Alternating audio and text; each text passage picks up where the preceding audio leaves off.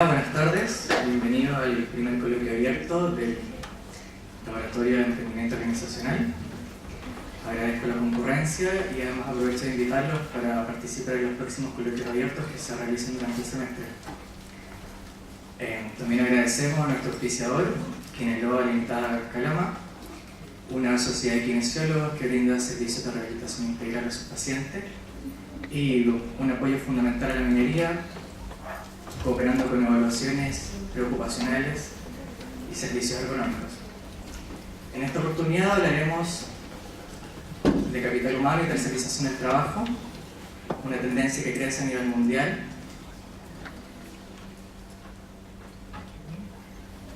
y obedece a una decisión por aprovechar la experiencia, el conocimiento y la especialización de terceros. Nuestro invitado nos hablará del emprendimiento y de los servicios que se prestan a la minería, una industria fundamental e imprescindible para el desarrollo del país. Él es geólogo de la Universidad Católica del Norte, expresidente del Colegio de Geólogos, gerente de la consultora de Atacama y tuvo un papel fundamental durante el rescate de los mineros de la mina San José en 2010. Recibamos con un fuerte aplauso al señor Felipe Hernández.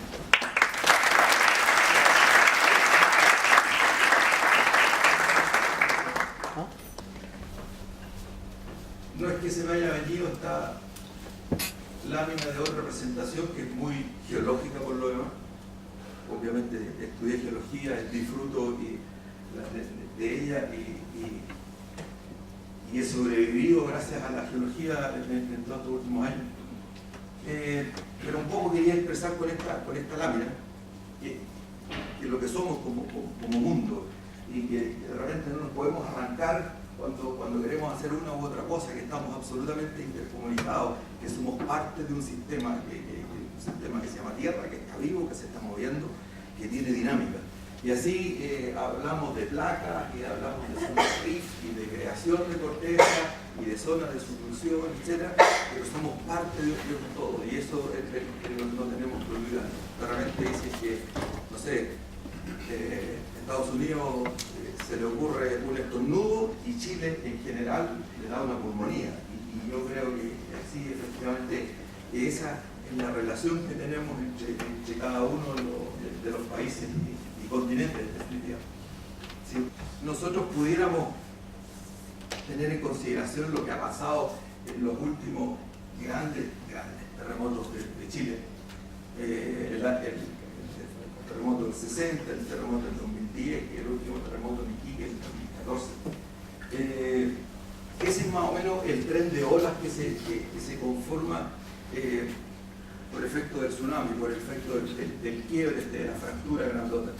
Miren por favor en las zonas más oscuras, en los sectores más intensos, de mayor oleaje, de olas bastante más grandes, bastante más potentes, bastante más destructivas en definitiva, hasta llegar a colores bastante más tenues, pero eso es lo que pasa cuando en un país chiquitito como Chile, al fin del mundo, ocurre algo.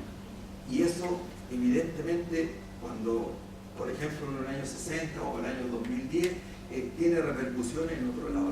Lo que quiero volver a insistir, un poco en la misma idea que planteaba así, es lo intercomunicado que estamos.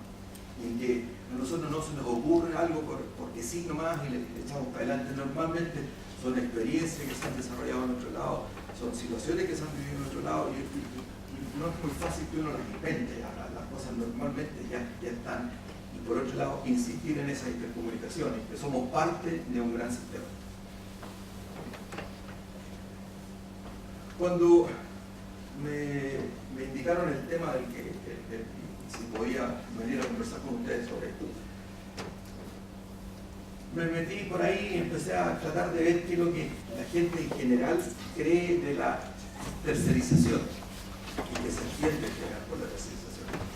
Dice que es la contratación de empresas para que desarrollen actividades especializadas u obras, insisto, actividades personales especializadas u obras, siempre que estas asuman los servicios por su cuenta y riesgo, o sea, en forma absolutamente independiente, cuentan con sus propios recursos financieros, técnicos y materiales, y que los trabajadores están bajo su exclusiva subordinación. O sea, yo soy una empresa en la cual presto servicios, en la cual van a tercerizar el trabajo, ¿no es cierto? y estos son mis trabajadores, que no tienen nada que ver con la empresa mandante, con la empresa principal o la que nos está generando en definitiva el trabajo.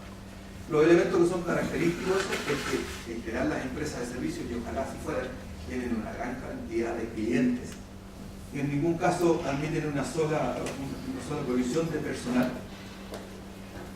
O sea, en definitiva, lo que quiero decir es que no solamente entrego personal, ese otro tipo de actividad, ese otro tipo de empresa. Aquí lo que se está prestando es el servicio, insisto en el tema de prestar el servicio, de hacer ese trabajo. ¿Ya? No es solamente provisión de personal, ese otro tema, ese otro trabajo. Y la aplicación de este sistema de contratación no restringe el ejercicio de los derechos individuales ni colectivos de los trabajadores. En definitiva, un trabajador que presta servicio a través de una empresa de servicio, en donde nosotros estamos externalizando los servicios, no pierde ninguna de sus garantías y la ley es pareja para todo el mundo. Se conoce también como outsourcing.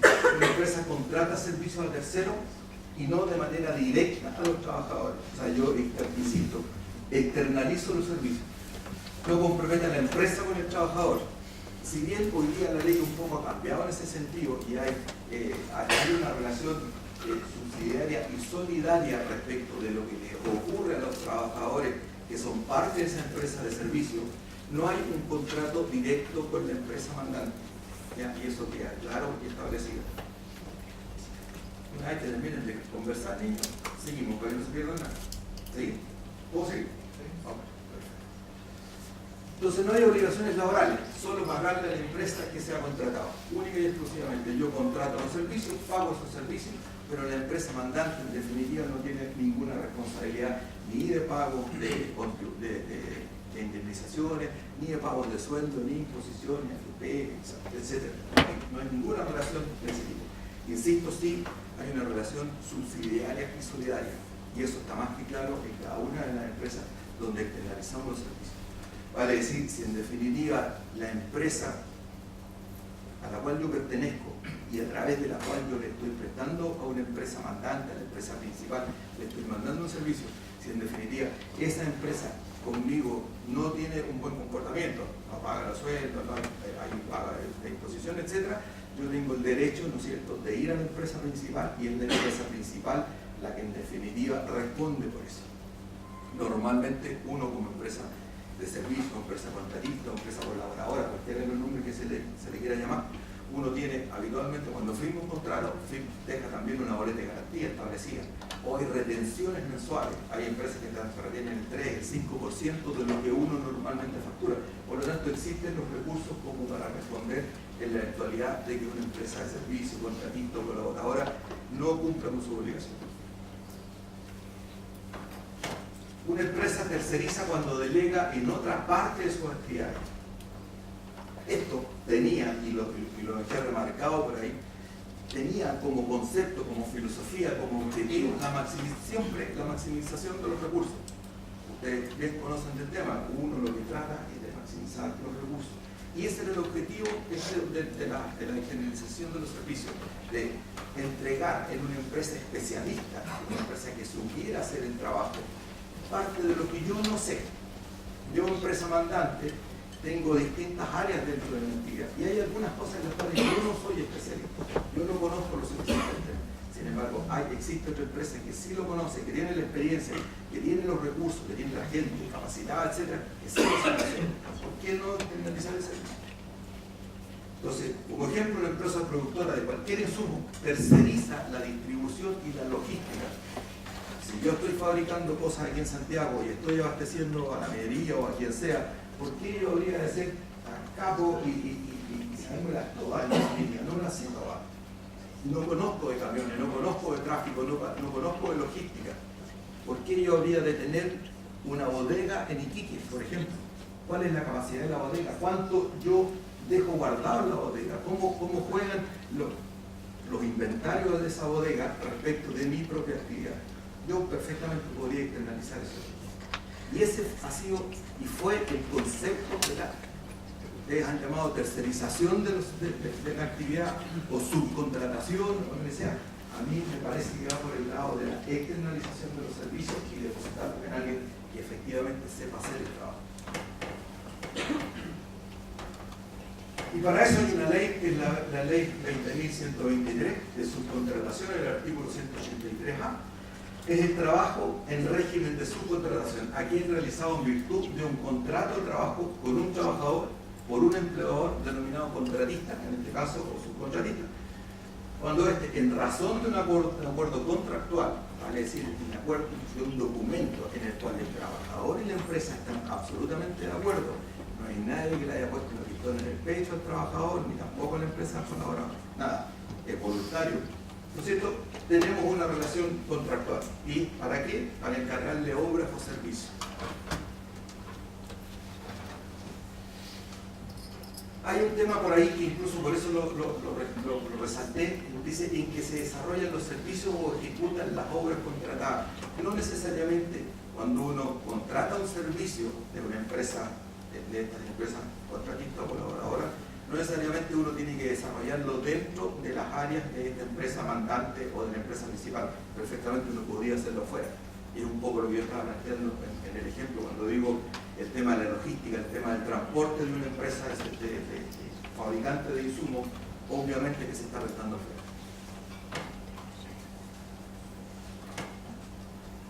Trabajadores transitorios, y ahí ya llegamos a otro tema absolutamente distinto. O sea, son trabajos transitorios. Por ejemplo, en el caso de que yo tengo mi empresa, ¿no es cierto? Y en el que, producto de que la secretaria, por ejemplo, se enfermó o tiene un prenatal y postnatal, yo tengo la posibilidad de, a través de una empresa dedicada exclusivamente a ese tipo de faena, o sea, de trabajo transitorio, yo pido ese servicio y contrato ese servicio por algo específico, definido, acotado en términos de tiempo. Insisto, no es lo mismo que una empresa a la cual yo externalizo servicios. Aquí lo que estoy tratando de hacer es contratar a una persona para que reemplace a alguien que no puede cumplir mi función en el desarrollo del trabajo que estoy haciendo. Por lo tanto, ahí estoy hablando de trabajo transitorio. En definitiva, existe la empresa mandante, la principal o en definitiva, la dueña de la obra. Existe una empresa especialista que sabe hacer el trabajo, ¿no es cierto? Y existe un trabajador. Eso es lo que tenemos. La empresa mandante, que tal como lo he indicado, es subsidiaria y solidaria. El trabajador, en ambos casos, de esta empresa de servicio transitorio o la empresa de servicio. En el caso personal, yo por lo que trabajo es básicamente con esto, con la empresa de servicio. Yo tengo una empresa de servicio. Dentro de las preguntas que me dijeron que era necesario que yo pudiera desarrollar acá, respuesta, estaba esa que dice cuál es la tendencia mundial respecto de la subcontratación. Y volvemos a ese término casi, suena que casi despectivo, términos de subcontratación, como que son de segunda línea. ¿En qué consiste el sistema de tercerización de trabajadores? ¿En qué sectores de la economía chilena detectan la subcontratación? Ordenar de mayor a menor los sectores que cuentan con trabajadores subcontratados. ¿Cuál es el impacto de la subcontratación en la empresa minera? Volvemos a insistir en el tema de la subcontratación, de la tercerización, que en mi concepto es otro. Y dice, existen políticas públicas que regulen la subcontratación, resguarden a los tercerizados y garanticen el trabajo que desempeñan. Volvemos a insistir sobre ese mismo tema. En mi concepto no existe la tercerización ni la subcontratación. En mi concepto existe la externalización de los servicios. Esa fue la idea básica. Pero para eso tenemos que estar todos alineados, en el sentido de que efectivamente esa persona o esa empresa a la cual yo estoy contratando para que realice una actividad que yo no la sé hacer con la mayor eficiencia, con recursos y con la capacidad técnica, yo se la delego a esa empresa. También yo soy responsable como empresa mandante de cuidar que efectivamente las cosas tienen que ser como corresponden. O sea, yo tengo que preocuparme si mañana o pasado voy a hacer una reparación en mi casa. Yo no tengo la capacidad para hacerlo. no conozco el tema, no soy ni maestro, ni sector enclavo, ni sector tarú, etc. Por lo tanto, contrato un servicio. ¿A quién se lo contrato? Ese viejo que llega en la mañana, el maestro que llega a martillar en el cuento, ese viejito que está trabajando y tiene contrato. Yo, como dueño de la obra, y por eso que lo quiero llegar no solamente a la posición de una persona cualquiera, sino que mañana ustedes podrían ser perfectamente empresarios o estar a cargo de la empresa. Entonces, esa misma responsabilidad que hoy día nosotros le estamos pidiendo a las empresas o a los empresarios, hasta qué punto uno también la hace en su propia casa. ¿Cuántas personas que están a cargo del servicio de la casa, de la empleada de la casa, en cuántos casos efectivamente esa persona tiene un contrato? ¿Cuántas de esas personas efectivamente se le están pagando las imposiciones que corresponden? Entonces, cuando esa misma extrapolación que hacemos y ponemos a los empresarios en el banquillo de los abusados y como demonios, también siempre una directa a lo nuestro. Entonces, cuando yo contrato que me reparen una casa mía y llega 5 maestros, los 5 maestros efectivamente tienen su elemento de protección personal, tienen su contrato de trabajo, se les está pagando sus indemnizaciones, se les está pagando sus cotizaciones mes a mes. Yo perfectamente, yo soy el dueño de la obra, yo soy el dueño de esta casa, yo estoy contratando los servicios, por lo tanto estoy en pleno derecho a exigir ese tipo de cosas. Y la empleada de la casa, los que tienen la posibilidad de tener a alguien que se preocupe del servicio, preocupense también de pagar las imposiciones. ¿Cómo así? Este es un buen ejemplo de externalización de los servicios. Esta es una imagen cuando estábamos metidos buscando a los que creo que es cuando llegó. Y esta es una foto que saqué yo que mostraba bastante bien cada una de las máquinas de sondaje que teníamos trabajando ahí. 6 empresas de sondaje, hicimos más de 8.000 metros de sondaje para poder impulsar a los viejos. Pero esto no lo tiene nadie hoy día internalizado. No hay ninguna empresa minera que tenga sus propias máquinas de sondaje. Por lo tanto, cuando ocurrió el drama en Copiapó, obviamente se hace el llamado a los que saben hacer la pega, o sea, a los sondajistas, a las empresas de sondaje. Empresas de sondaje establecidas que tienen que cumplir una serie de requisitos para poder entrar a trabajar escondidas, para poder entrar a trabajar a el hambre, o en Aguasi, o donde sea. Esas mismas empresas de sondaje fueron las que estuvieron trabajando acá. Es más, ejemplo súper claro, 4 máquinas de las primeras con las que trabajamos, esas máquinas estaban trabajando en escondidas y formaban parte del club de máquinas que estaban trabajando en escondidas. Entonces, para poder traerlas desde escondidas hasta la mina San José, hubo que hacer incluso un par de anexos de contrato, del contrato de servicio que mantenían esas empresas, en este caso Geotec y otras, que tenían con escondidas, y a través de ese anexo de contrato poder venir a trabajar a Copiapó. Pero insisto, esta es una muy buena muestra de la externalización de los servicios, de que trabajos tan delicados y trabajos tan específicos como estos, yo no puedo pretender internalizarlos en mi compañía minera. Un trabajo súper específico. Vamos a la siguiente. Y tan específico, yo no sé si esto se puede apagar un poco más porque veo que no tenemos la mejor resolución.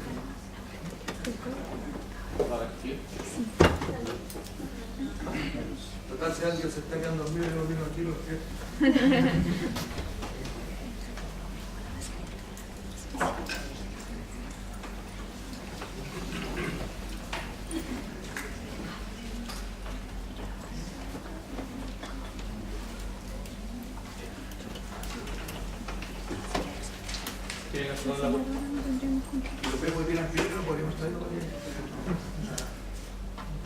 Ya, entonces, bueno, era tal el drama que nosotros vivíamos ahí en la mina San José, que era una cuestión tan técnica, tan extremadamente técnica, que, por ejemplo, para poder desarrollar y tener claro qué era lo que efectivamente estaba pasando en la mina San José, cómo había ocurrido el desastre, que era un gran bloque, para eso se necesita gente que sea, dedique específicamente al área de la geotécnica. Para eso tuvimos geólogos geotécnicos dedicados a hacer levantamiento y para que de alguna manera nosotros pudiéramos entender qué es lo que efectivamente estaba ocurriendo en la mina San José. Vamos a la siguiente. Y de esa manera entendimos que había un gran caserón, ubicado en el nivel 620, 640 por ahí, que era un caserón grandote que va entre los 620 y los 520, o sea, más de 100 metros de alto. Y de ahí se había desprendido un gran bloque que nos había tapado todo lo que significaba el desarrollo de la rampa, ese túnel por el cual uno puede, o ese socavón, o lo que quieras, en este caso es una rampa, es una labor que va bajando en forma de caracol, nos permitía llegar hasta los niveles más bajos de la mina.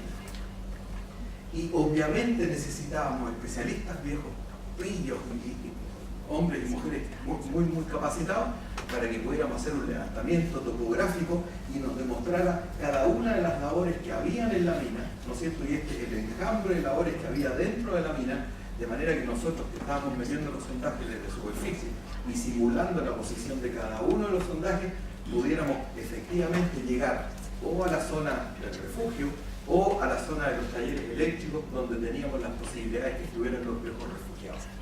Entonces, para cosas como esta, evidentemente yo no puedo pretender tener los mejores dentro de mi compañía. Yo perfectamente puedo externalizar ese servicio y ese servicio lo hacen los mejores. Y el Vulcan en Chile, por ejemplo, que es el software que utilizamos para trabajar acá, lo maneja ¿quién? La gente de Master, en Viña del Mar, Marcelo García, que es el dueño de Vulcan aquí en Chile, y es un viejo que sabe mucho del tema. Y cada uno de los especialistas estuvimos ahí en la mina San José. Por eso insisto en que esa es una muy buena muestra de que efectivamente la externalización de los servicios me parece una súper buena medida.